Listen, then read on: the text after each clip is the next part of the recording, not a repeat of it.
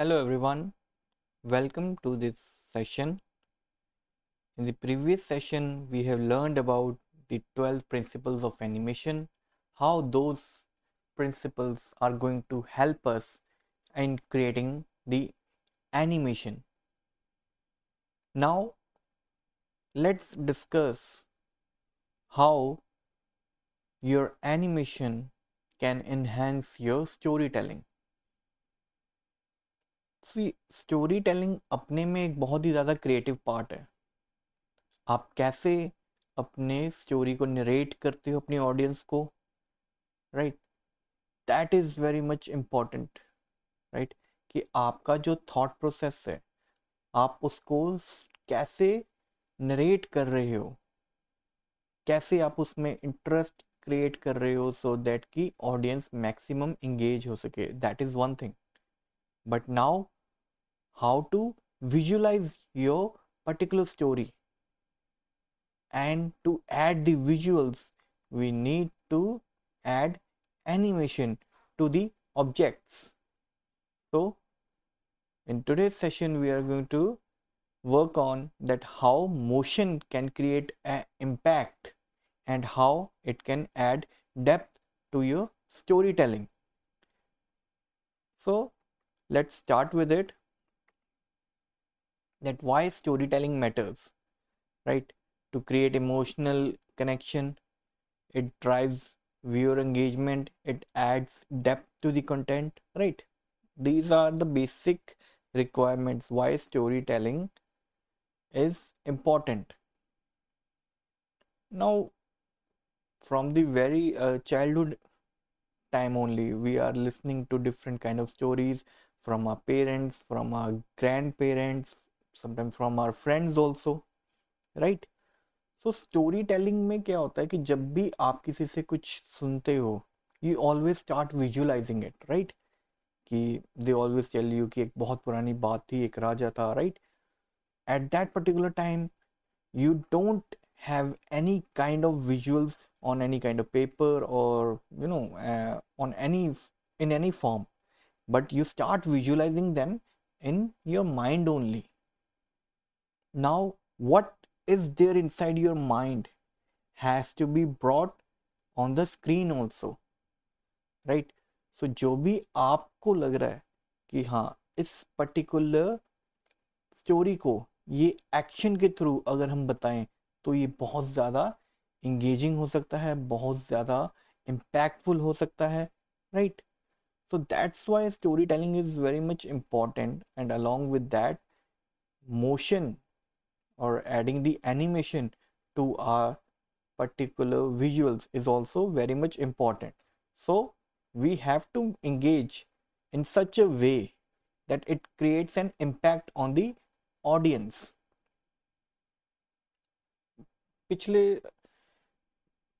Session में हमने जैसे प्रिंसिपल्स ऑफ एनिमेशन किए थे, राइट? वहाँ पे अलग अलग एनिमेशन के हमें कुछ बेसिक रूल्स थे, कुछ बेसिक फाउंडेशन थे जिनको फॉलो करके हम हमेशा कुछ एनिमेशन क्रिएट करते थे.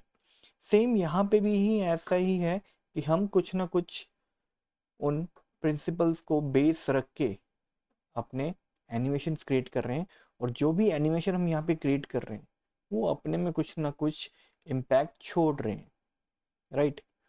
So let's continue. Now motion again is a narrative tool, right? जो भी आपकी स्टोरी टेलिंग है या फिर जो भी आपका कॉन्सेप्ट है, जो भी आपका आइडिया है, राइट?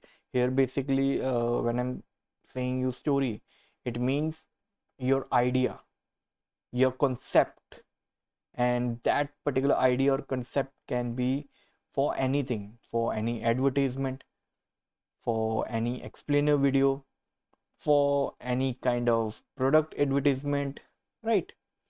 So जो भी आपका कंसेप्ट है, अब आप उसको विजुअल्स के थ्रू कैसे क्रिएट करो, कैसे आप उसमें इम्पैक्ट डाल सकते हो. जैसे यहाँ पे हमारे पास कुछ बेसिक ऑप्शंस हैं, that how can you add और what kind of motions can you add to your particular visuals.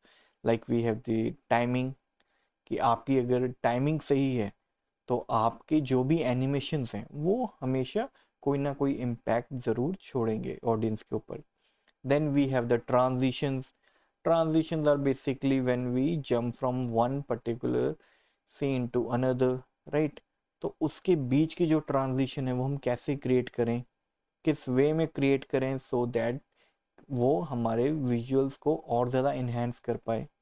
Then we have visual pacing, that how your particular visuals should be placed to one another, right कि कैसे story telling हो. जैसे अगर आप movies वगैरह भी देखते हो तो आपने देखा होगा कि कोई भी मूवी हो उसके स्टार्टिंग के 30 to 35 मिनट्स स्टोरी बहुत ही स्लो चलती है. बेसिकली उस पर्टिकुलर टाइम में सिर्फ और सिर्फ इंट्रोडक्शन ही चल रहा होता है. एंड धीरे धीरे धीरे जैसे जैसे करेक्टर्स इंट्रोड्यूस होते रहते हैं स्टोरी बिल्डअप होती रहती है और उसकी जो स्पीड है वो रैंप अप होती जाती है. ग्राफ क्रिएट होता है बेसिकली, राइट. सो उस पर्टिकुलर ग्राफ को कैसे हम मेंटेन करके रखें, कैसे हम समझें कि हाँ किस पर्टिकुलर टाइम पे क्या विजुअल्स होने चाहिए, क्या इम्पैक्ट होगा उन विजुअल्स का ऑडियंस के ऊपर, राइट.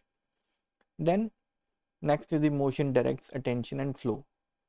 अब जिस भी टाइप का आप मोशन ऐड कर रहे हो, चाहे वो पॉजिटिव वे में है या नेगेटिव वे में है मोशन, या फिर जो एनिमेशन है आपने सही तरीके से एनिमेट किया है ऑब्जेक्ट को या आपने गलत तरीके से एनिमेट किया है, somehow it will grab attention of the viewer for sure.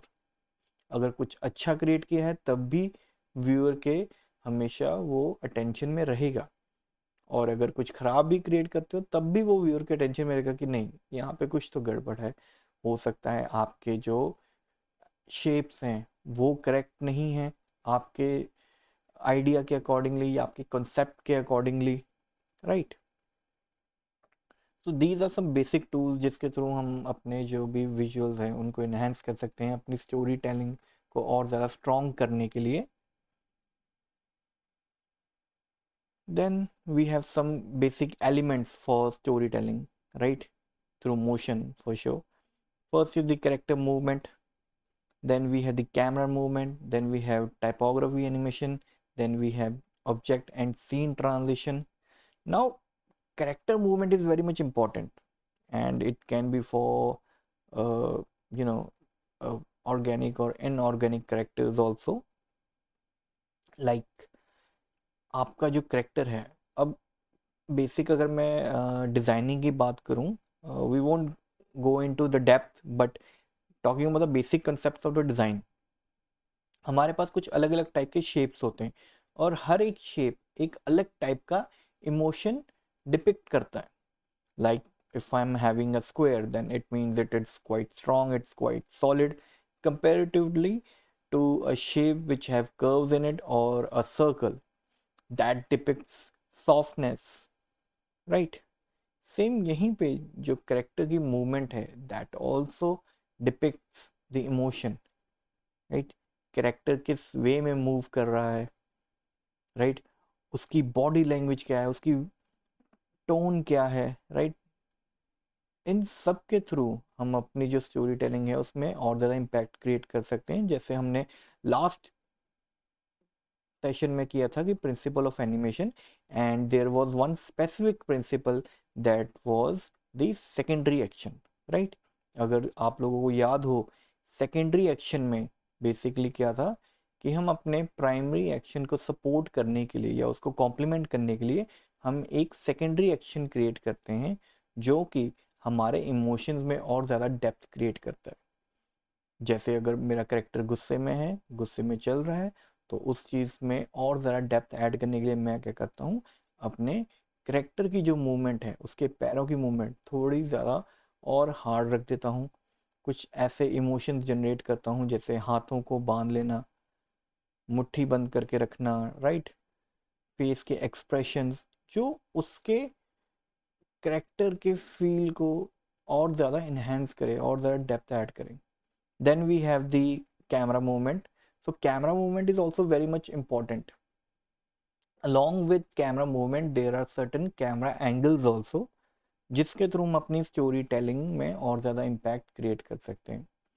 आपका कैमरा किस डायरेक्शन में मूव कर रहा है that is also very much important, right. Camera zoom in हो रहा है या जूम आउट हो रहा है, कैमरा पैन कर रहा है left to right, right.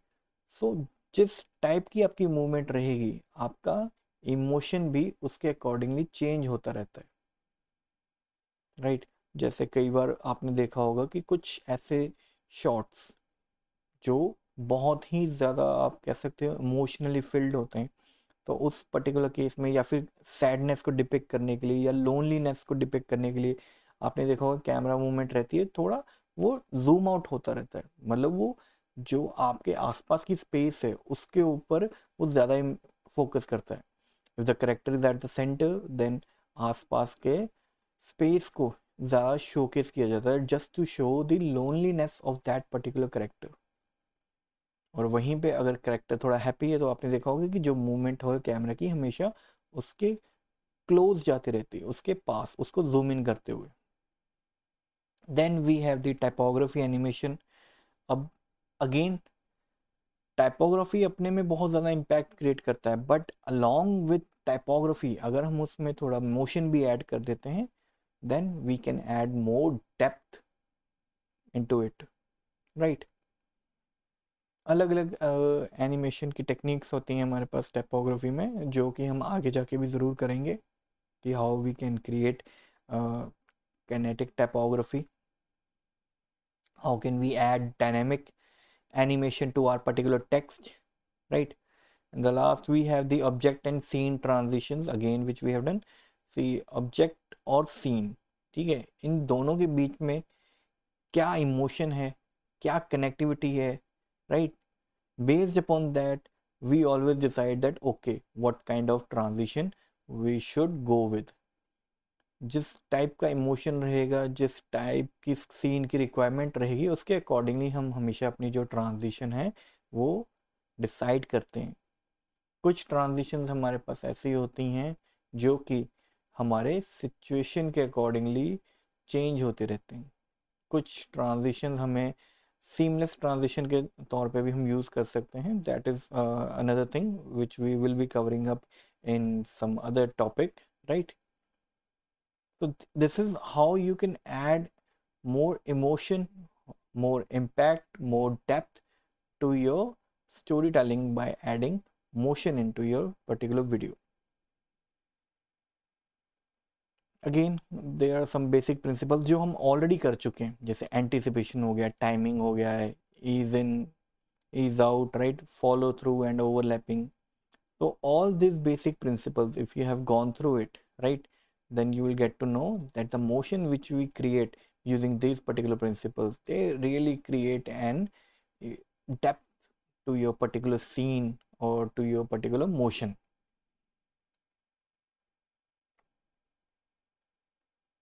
Then एक कोई भी स्टैटिक इमेज है, राइट, उसमें हो सकता है कि शायद हमें उतने इमोशंस ना दिखें compare to a scene where there is a movement, right. हल्की सी भी कई बार कोई ऑब्जेक्ट में मूवमेंट इस वे में अगर हम क्रिएट कर दें तो वो हमारे इमोशंस को ज़्यादा डिपिक्ट कर पाते हैं, राइट। सो जो भी आप एनिमेशन क्रिएट करोगे, मेक श्योर कि वो आपके स्टोरी टेलिंग को, आपके कॉन्सेप्ट को, आपके आइडिया को जस्टिफाई कर पाए, राइट। जो भी आप सोच रहे हो, क्या आपकी एनिमेशन उसको जस्टिफाई कर पा रही है? क्या वो दोनों सेम ट्रैक पे चल रहे हैं? ऐसा ना हो कि आपका कॉन्सेप्ट कुछ बोल रहा है बट आपकी जो एनिमेशन है वो कुछ और बोल रही है। So we have to make sure कि हमारा एनिमेशन जो है हमारे कॉन्सेप्ट के साथ टोटली मैच करे, right. So just think of some concepts, think of some ideas, and try to add emotion to that particular ideas or to your concept by adding some motion to it. Okay guys, that was all for today's session. Now we will see you in the next session.